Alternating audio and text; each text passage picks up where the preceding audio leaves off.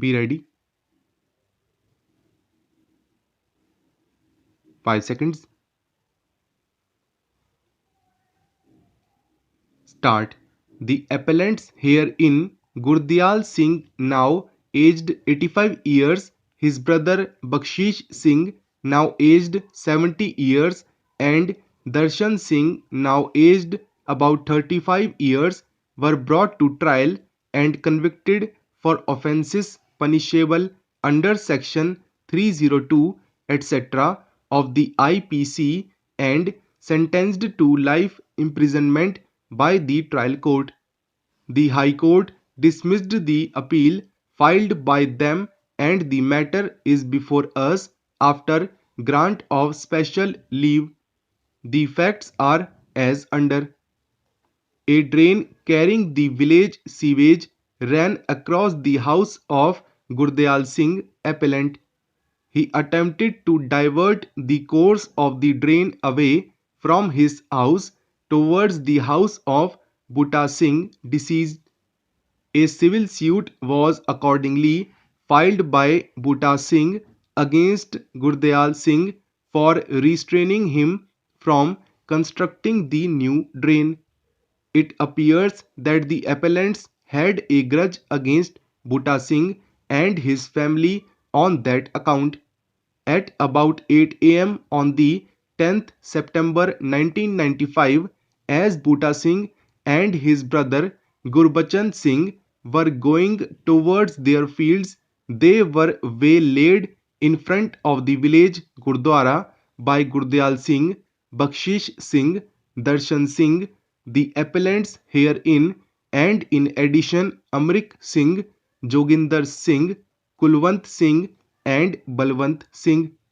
Gurdial Singh was armed with a gandasi, whereas the others were armed with dangs.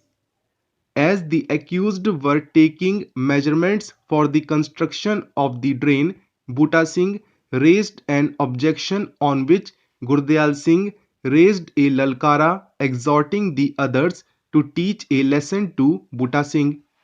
Gurdial Singh then gave a gandasi blow on the head of Butta Singh, whereas the other accused attacked Butta Singh with their dangs. PW5 Kulvinder Kaur, daughter-in-law of Butta Singh, witnessed the occurrence.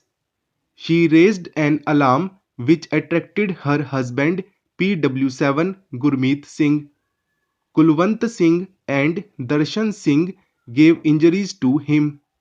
P.W. Kulvinder Kaur also intervened but was chased away by Gurdial Singh, Balwant Singh, Amrik Singh and Joginder Singh, and after entering her house, Joginder Singh gave a dang blow on her left upper arm, and when Mohinder Kaur, sister of P.W. Gurmeet Singh, attempted to intervene, Gurdial Singh gave a gandasi blow on its reverse side on Kulvinder Kaur, and Balwant Singh and Amrik Singh caused dang blows to Kulvinder Kaur.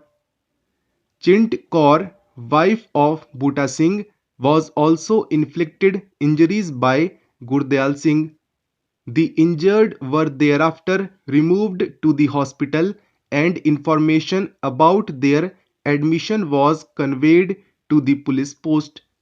PW11 Rajesh Kumar, ASI, also received the medico-legal reports in respect of Butta Singh, Gurmeet Singh, Chint Kaur, Mohinder Kaur and Kulvinder Kaur in the police station. The ASI immediately reached the hospital and moved an application at 11:30 am to find out if the injured were fit to make a statement. The doctor opined that they were unfit to do so. The ASI again went to the hospital at 8:30 pm and moved another application as to the fitness of the injured, and the doctor reiterated that Butta Singh and Gurmeet Singh were unfit to make their statements, but Kulvinder Kaur, Mohinder Kaur and Chint Kaur were found fit for the purpose. The ASI then recorded the statement of Kulvinder Kaur, and on its basis the first information report under section 307 etc. of the IPC was registered. The injured were also medically examined, and it was found that Gurmeet Singh had 8 injuries in all, with injury number 1 being caused by a sharp-edged weapon and injury number 2 being grievous in nature. Chint Kaur was found to have 2 simple injuries, Mohinder Kaur 1 simple injury, and Kulvinder Kaur 3 simple injuries. The doctor also examined Bhutta Singh at 11:20 am and found 2 injuries on his person: a lacerated wound 3.5 cm into half centimeter into bone deep on the left side of the scalp, 8 cm lateral to the midline and 5 cm behind the anterior hairline. Bleeding was present. A lacerated wound 2 cm into half centimeter into bone deep on the left side of the scalp, 3 cm lateral to the midline and 5 cm medical sickness to injury number 1. Bleeding was present.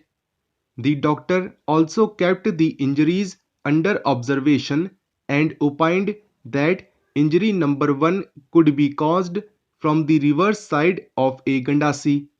He also opined that both the injuries were grievous in nature. Bhutta Singh expired at the 7:30 p.m. on the 17th September 1995, and his body was subjected to a post-mortem examination. On the completion of the investigation, 7 accused were charged for offences punishable under the code.